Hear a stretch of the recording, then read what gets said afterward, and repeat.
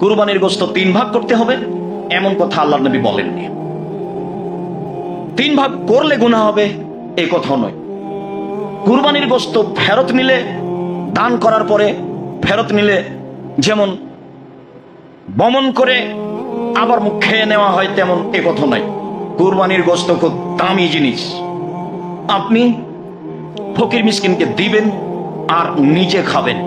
আল্লাহ তাআলা বলেন, কুলু ওয়াতিমুল বাইসাল ফকির, তোমরা নিজেরা খাও আর ফকির মিসকিন অসহায় মানুষকে খাওয়াও। আমাদের দেশে যে প্রথা হয়েছে সেটা পছন্দ নয়, তবে করতে পারে। কি প্রথা হয়েছে?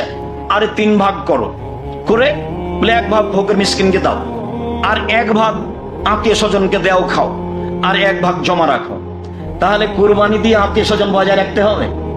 এখন মানুষ প্রথা ধরে নিয়েছে চাঁপাইনবাবগঞ্জের মতো, যে কুরবানিতে জামাইকে দাওয়াত দিতে হবে, মেয়ের শ্বশুরকে দিতে হবে, ছেলের শ্বশুরকে দিতে হবে, না হলে সবাই বলবে কৃপণ। এটা কেন করবেন?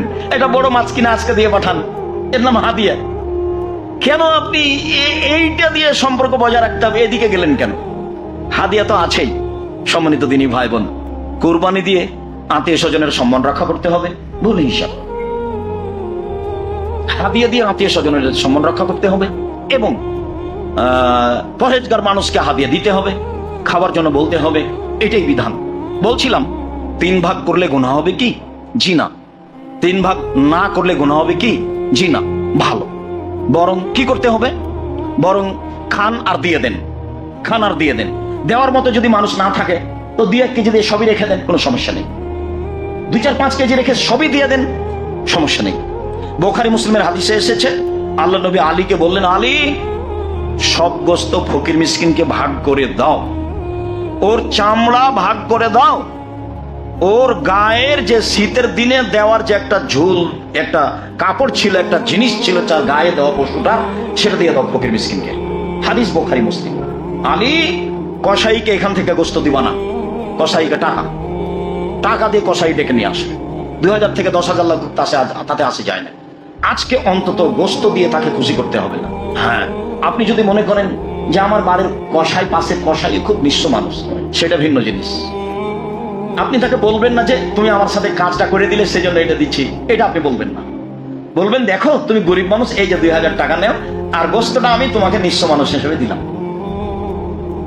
কসাই কি দিতে আল্লাহ রাসূল নিষেধ করেছেন? নিষেধের পদ্ধতি বের করতে হবে, নিষেধেই থাকতে হবে।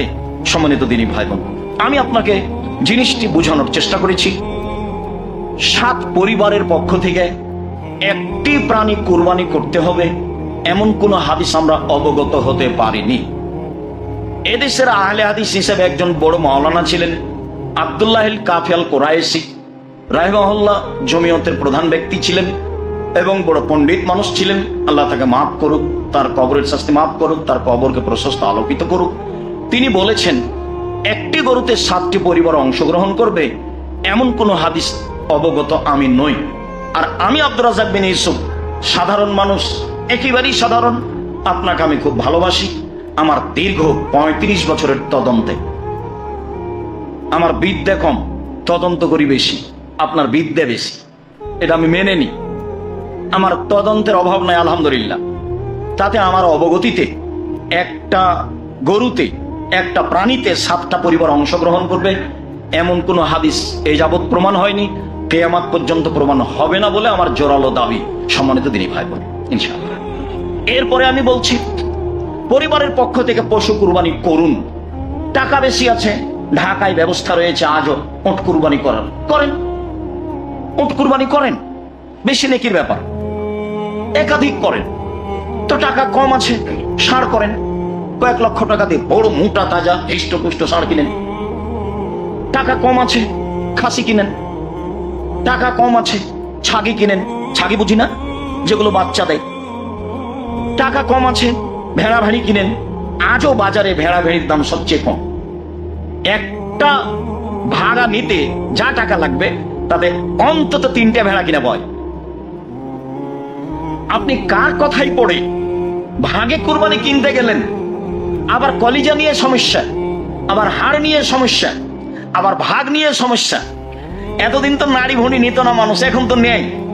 নাড়ি ভুঁড়ি নিয়ে সমস্যা, পা নিয়ে সমস্যা, এত বোঝা আপনি কেন মাথায় করতে গেলেন?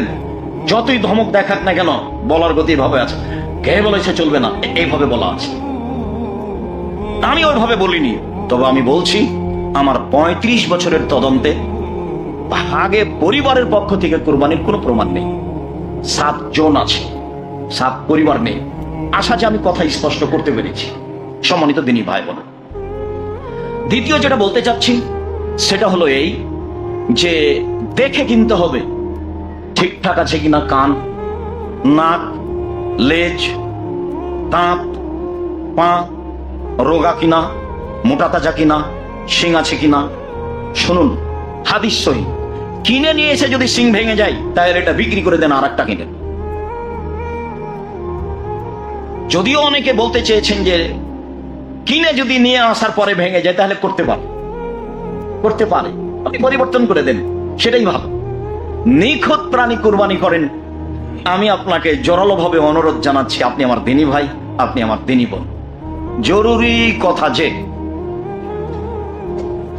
চন্দ্র উঠলে নখ কাটা যাবে না, চুল কাটা যাবে না, এটাই বিধান।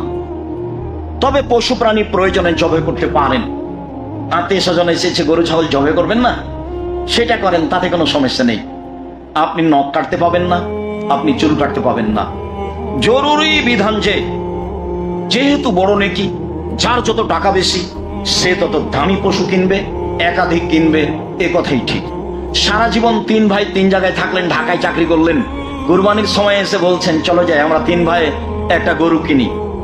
আপনাদের অর্থ সম্পদ পৃথক, ব্যাংক অ্যাকাউন্টও পৃথক। আজকে কোন দুঃখে 3 ভাইয়ের টাকা দিয়ে একটা গরু কিনলেন? হ্যাঁ, আমার পরামর্শ শোনেন, 3 ভাইয়ের টাকা দিয়ে একটা গরু কিনেন, সেটা আপনার আব্বার নামে করেন, আর আপনারা 3 ভাই মিলে 3টা ছাগল কুরবানি করেন, তাহলে সবারই হলো। দেখেন তো পরামর্শটা ভালো হয় কিনা, এটাই হতে হবে। আপনি কম দামে কিনেন, দেখে সুন্দর বাজার একটা ছোট্ট ছাগল কিনেন, দাঁত হয়েছে বেশ সুন্দর ঝকঝকে, 10,000, 12,000, 15,000 কিনেন। ভুল পথে যাচ্ছেন কেন? সারা জীবন ভিন্ন থাকলেন, কুরবানিতে এক হয়ে গেলেন। আপনি বুঝলেন নিজের মতো, আল্লাহ বুঝে না। আপনি গোস্তের জন্য কুরবানি করতে চাচ্ছেন কেন? এই খাতে ফিরে আসতে হবে।